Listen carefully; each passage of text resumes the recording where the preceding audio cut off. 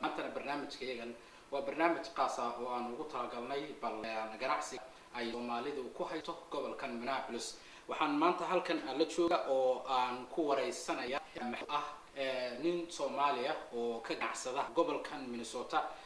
Rashid waxa uu qabto kala duwan hase ahaatee aan maanta aanu ka hadlayno waa wax la xiriira iibinta guryaha. Rashid ugu horeyn aan wax ka weydiino bal waxaad nooga warantaa iibsashada guryaha wadada loo maro sida guryaha loo iibsado gobolkan Minnesota. arrintan oo aad muhiim u tahay qof kasto mas'uul waxa muhiim ila inuu guri uu leeyahay degan yahay isagu leeyahay dalkana waxa la yiraahdaa American Dream number 1 qof leeyahay gurigiisa waa run oo waan arkay markii American Dream waa guryaha guryaha weeye qofku markuu gurigiisa shaqo fiican isla helo American weeye ma ogtahay marka waxa weeye guryaha sida loo iibsado runtii waa sida wax walba loo iibsado dhulkan la shaqeeyo oo company badan baa kala iibiya sida anagoo kale real estate broker baan nahay marka qofkii guri iibsanaya ama gurigiisa iska iibinaya uu noo yimaada suuqaanu gelinaa system ka dhaxya dadka guryaha iibiyo oo dhan baanu gelinaa meel kasta aad joogaa laga ba gurigaad iibinaysid jooga Afrika xataa ka eegan kartaa systemkaan isticmaalo guryaha iibka ama gurigaaga macluumaadkiisa baaxadiisa meesha ku yaalo qiimihiisa waxa tahay qofka uu niyeysto inuu guri iibsan karo أنا عشان ما قبرت ودن كان Soomaalidu aad bay ugu adag tahay waxyaalaha qaarkood inay fahmaan waxaan la yiraahdaa guryaha iibsashada Mareykanka aad badan dheeran bulshada Soomaalidu Soomaaliya hadda guryaha sanji iyagoo marka lacagta gacan kan nidaam looga sheegi kartaa nidaamka hadda loo maro habka inaad guri gadatid ama aad yeelatid wadanka Mareykanka guriga mar waado inaad lacagta guriga aad ku iibsanaysid hadda saa ugu fudud wax la problem moderaad ma jiro hantida kala wareegayuun ba muhiima marka company-ya loo xilsaaray kala wareejin hantida waa marka cash haysatid hadii kale process-ka dheer ee dadku ay waxa weeyaan inuu marka aad bank lacag ka qaadanaysid weeye bankigi baa adiga tixgelin badan buu sameeyaa wuxuu eegayaa income profile-kaagi asset-kaagi buu eegayaa guriga iibsanaysid ma u qalmaa lacagta laga siinayo ayuu eegayaa oo price-ku waa ninka ay gurigu qiimaha lacagta oo la weydiistay qofkan iibsanaya ma u qalmaa bankiguna waxa uu sameeyaa taxaddar in lacagta uu guriga geliyo aan qasaare noqon qofkuna iibsanayana uu yahay qof xilka soo bixi kara lacagtu qaatay dib u bixintii bada waxa saabiyo soo gala hantida uu haysto iyo qofka credit-ka waxa uu taariikhdiisa dhaqaalaha sidoo u maamulan jiray Soomaalida hadda gobolkan Minnesota waxaa jira dad 10 sano degan oo ilaa iyo hadda ku nool guri kira oo bil walba laga yaabo qofka inuu $1 uu bixiyo labagan mooleynaysa haday $1 ka bixin lahaa ayagu markaa gatee in ay maxaan ku raadaan maanta ido Ahmed qiyaas oo $1 bish sanad lagu baaqaysa 12,000 ee aad bixisay oo aad kira ka bixisay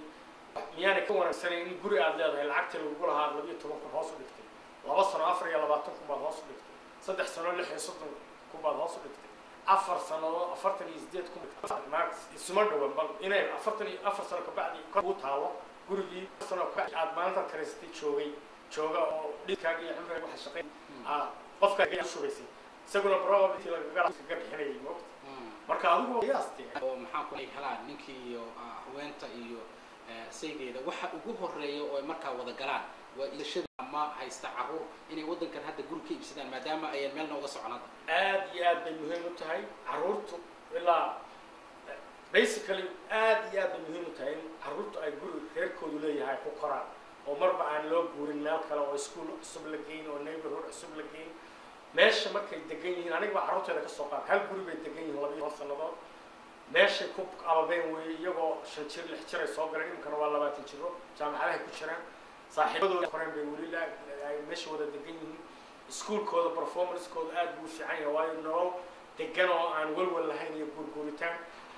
talabaad area-da degan yihiin oo dhan bay yaqaaniin meesha qatar ka jirto meesha baska raaci lahaayeen meesha iskuulka u aadi lahaayeen meesha baaskiil hadday wataan wadada ay mari lahaayeen macnaha lama soo koobi karo faa'iidada ku jirta caruurtu markay guri ay reerkoodu leeyihiin degan yihiin aad bay muhiim u tahay saaxiibadooda bay la joogaan gurigii bay degan area-dii bay amenity sport activity iyo dhan bay la socdaan xaafadda kubadda ka socda ma basketball ka socda ma waa magaaladooda kasoo qad waa waddankeeni joogo kan xamar oo kale waa tahay ciyaal halwadaag baan ahaa markaan tirahay halwadaag oo dhan waxa ka socda waa taqaanay markaan carruur tahay marka halkana waa sidii carruurta la socdaan meelihii jiimka loo tagay bay garanayaan activity bay garanayaan footballka meesha laga ciyaaray bay garanayaan marka aad iyo aad aan ugu dhiirigelinayaa inay meel deganaadaan tusaale ahaan hadda kasoo qaad anigoo kale waa shaqeeyaa guri baan rabaa inaan iibsado adigaan ku imi meeqay ugu qaadan kartaa inaan bal guri aan anigu leeyahay aan usoo guuro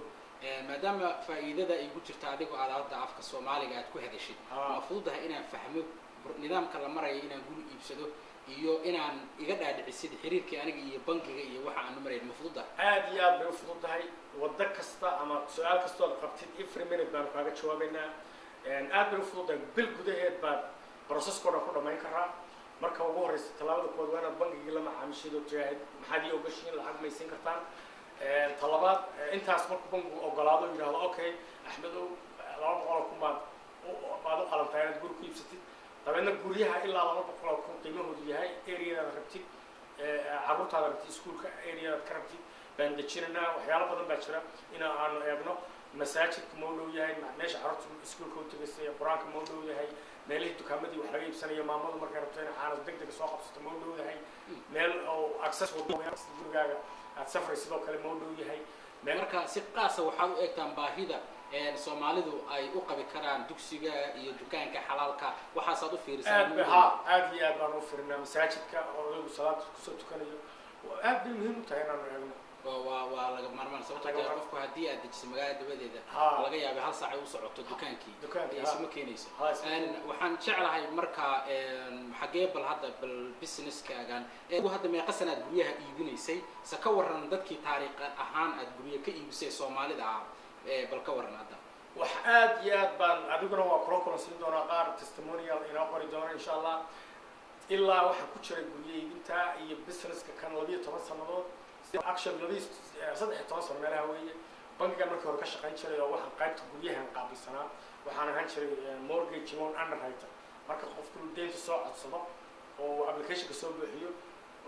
waxaan xafiiska fadhiyay waxaan eegi jiray evaluationka qofku loo qalmaa shaqada halkaasaan aad iyo aad horta markii hore ugu soobtay dabadeedna waxaan noqday mortgage loan officer oo waxaan qori jiray lacagta deynta ayaan anaaba bilaabi jiray dabadeedna 2007kii markii dhaqaalaha waddanku xumaaday xaggii mortgage brokerkii businesskii wuu yaraaday marka waxaan u wareegay xagga guryaha realtor inaan noqdo marka dad badan oo aan la shaqeeyay oo hadda weli ma ark